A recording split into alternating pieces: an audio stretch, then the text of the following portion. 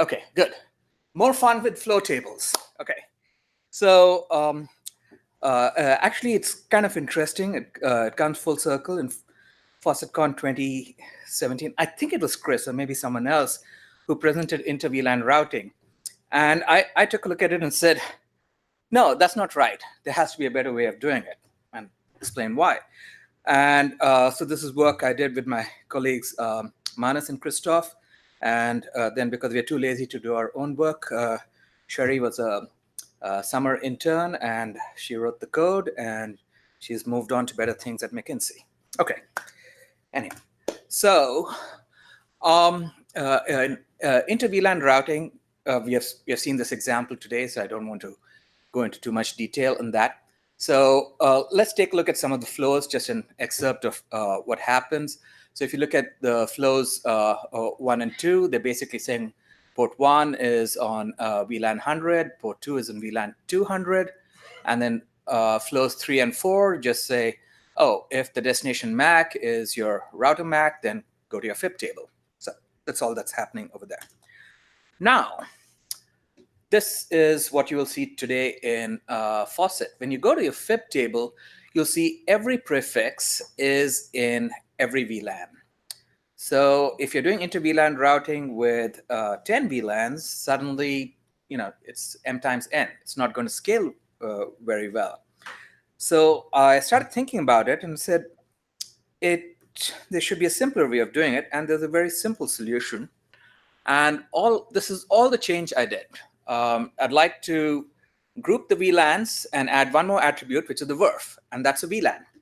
So when we discover that we have a router MAC, we just change the VLAN to be the router VLAN. And when we get to the FIP table, all we do is have one rule over there with the VRF VLAN rather than the original VLAN. Almost, it took an hour for me to write up a simulation test case to make it work. It was kind of harder for us to actually write the Faucet code just because not familiar with that code base. And what's really interesting is last year at SC18, I think Brad and Josh saw that they were running into the same problem, and they did this, the global inter-VLAN route test. And it is almost identical. The difference is, as the name implies, the global VLAN is a global property. So there's one VRF in the entire switch, and you can put all the VLANs over there.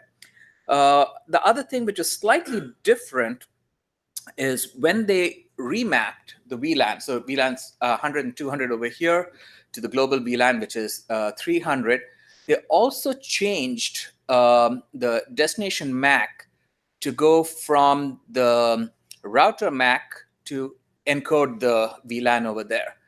I think that's probably useful. The way we got around it when we were doing ARP resolution was when we looked at the prefix, we said, oh, this prefix belongs to this VLAN, and we've kind of figured it out from there. But to put the information explicitly over there, I think that helps too.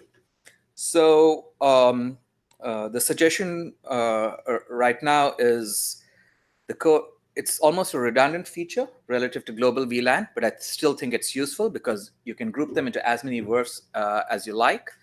And in terms of the Faucet development, you just need to add one more attribute to the router, which is going to be VRF.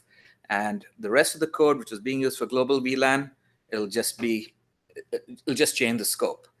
Again, I think the code base has changed. So whatever code we did, it's not been integrated. There's a pull request waiting on this. But I think now that they've done the global VLAN, it's probably a lot less work. So if we can make this one change to add an attribute to faucet.yaml, I think people will find this to be a useful feature. That's it. Saw problems, solved it. OpenFlow is very flexible, so it's easy to solve problems.